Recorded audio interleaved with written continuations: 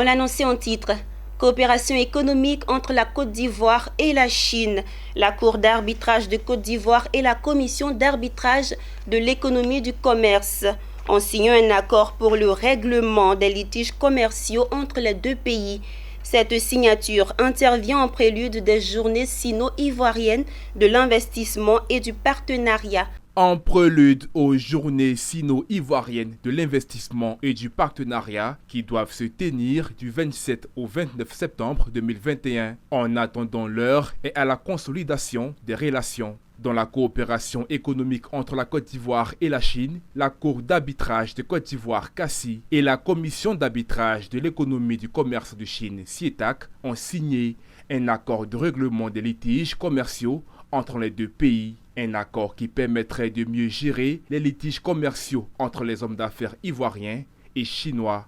Le secrétaire général du CACI, Diakité Mamadou, a donné les avantages liés à cet accord et Maître Abdoulaye Ben Meïté, avocat et député de Kani, président de la Commission des affaires générales et institutionnelles, a invité les autorités ivoiriennes à soutenir ce genre d'initiative.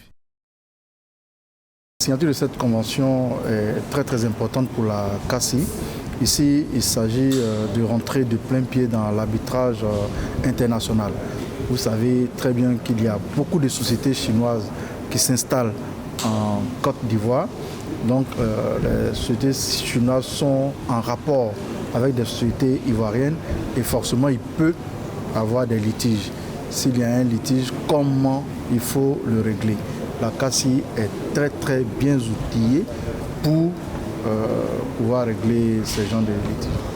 Demain, il faut que les différents opérateurs fassent sien cette initiative qui vient d'être mise en place. Il faudrait qu'ils se l'approprient afin d'assainir l'environnement des affaires entre la Chine et la Côte d'Ivoire, parce que c'est cela l'enjeu. La Chine est d'abord une communauté unie. Ils sont disciplinés et vous savez, quand on dit vous êtes poli comme un Chinois ou vous êtes poli comme un Japonais. Et donc c'est la discipline, c'est aussi le travail. Le travail aussi se nourrit de sérénité, de sincérité. Le parrain de la cérémonie, son Excellence Jean-Marie Sommet, président de la diplomatie économique du ministère des Affaires étrangères, l'intégration africaine et de la diaspora, représentant la ministre d'État Kondia Camara, a salué cette initiative des deux pays qui décident ainsi de régler leurs différends commerciaux par la voie de la négociation.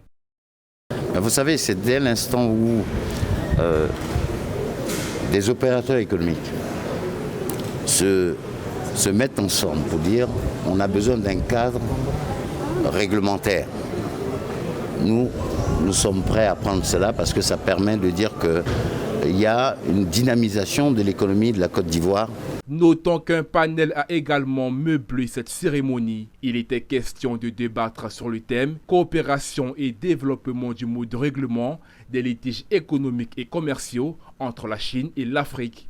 Rappelons que les journées sino-ivoiriennes de l'investissement et du partenariat sont une occasion de proposer l'école de Chine, de présenter dans les détails constructifs les différents aspects de son émergence.